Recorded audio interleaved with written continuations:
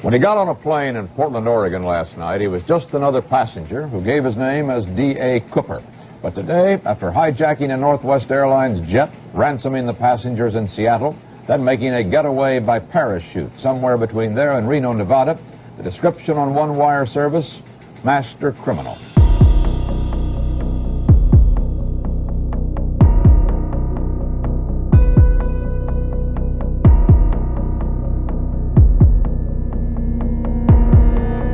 What would you do for $1 million?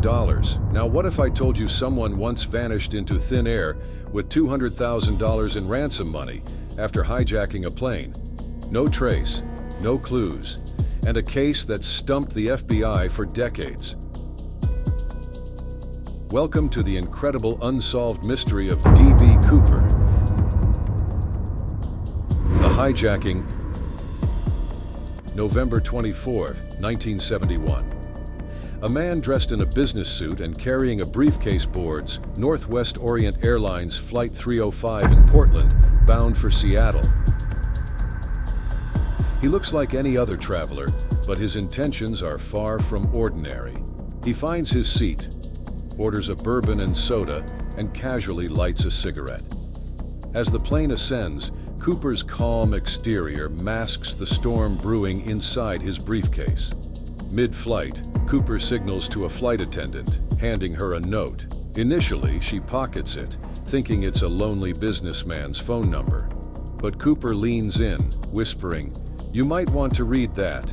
I have a bomb." The note was clear. Cooper claimed to have a bomb and demanded $200,000, 4 parachutes, and a fuel truck standing by in Seattle to refuel for a getaway. He opened his briefcase slightly, revealing a glimpse of wires and red cylinders, convincing the flight attendant of his deadly seriousness. The flight attendant, visibly shaken, walks to the cockpit with trembling hands. She passes the note to the captain, who reads it with a growing sense of dread. Air traffic control is immediately alerted, and the cockpit becomes a flurry of activity.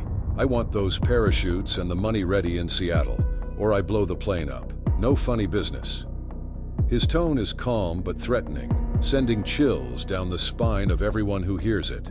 Inside the cabin, Cooper remains a picture of eerie calm. He keeps his sunglasses on, occasionally glancing at his watch and the briefcase by his side. His demeanor is chillingly professional, as if he's done this before. As the plane approaches Seattle, the atmosphere is tense.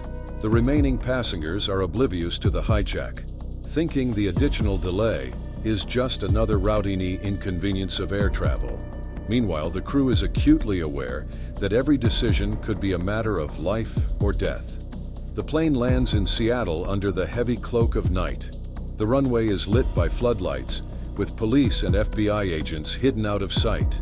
Cooper watches carefully as the money and parachutes are brought on board. With the ransom now in his possession, Cooper directs the pilot to take off again. He instructs them to head towards Mexico City, flying at a low altitude to avoid radar detection. The hijacking has moved into its next, even more perilous phase, the ransom. The plane landed in Seattle. The passengers were released, the ransom was delivered, and Cooper's audacious demand for parachutes was met. But why parachutes? That's where the plot thickens. With only the crew left, Cooper instructed them to head for Mexico City, flying low and slow. Somewhere over the dense forests of Washington state, amidst a raging storm, Cooper did the unthinkable.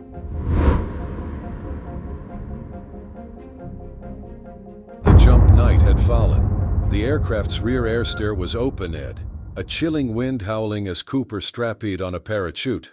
The crew felt the cold air blast through the plane, their anxiety rising with each passing moment. Cooper donned his parachute with a practiced ease.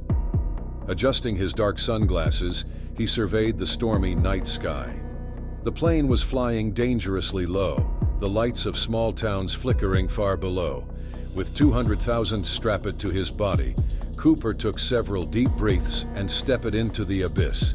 As he plummeted into the dark, rain-soaked clouds, his figure disappeared.